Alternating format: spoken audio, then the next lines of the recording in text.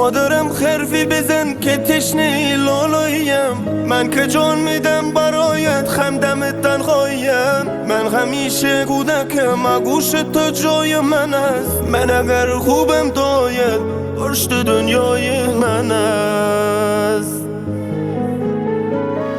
بوسه بار دستان گرمت میزنم شاخ دلم، با حضورت خانه روشن میشود ماه دلم. هرچه میخواد دلم پیش تو پیدا میشود، این غم خوبی چجوری در دلت جا میشود.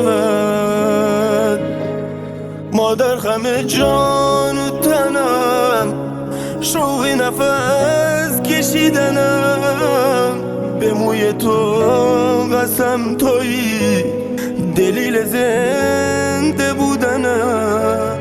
مادر غم جان و تنم، شوق نفس کشیدنم، به موی تو قسم تویی دلیل زنده بودنم، دلیل زنده بودنم.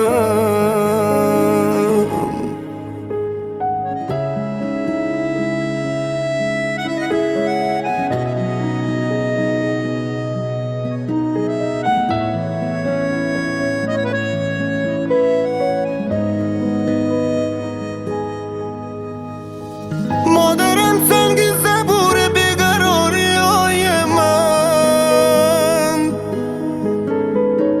مرهمی بر زخمای این دل تنهای من. مادرم دور تو میگردم عبادت میکنم، مادرم جای خودش عشقم صدایت میکنم. مادرم جانم فدای چهره مکسوم تو، هرچی میخوایی بگو من نمیگویم به تو.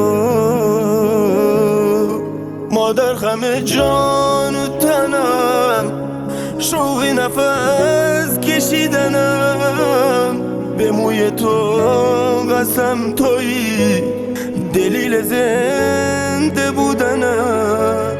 مادر غم جان و تنم، شوق نفس کشیدنم، به موی تو قسم تویی دلیل زنده بودنم، دلیل زنده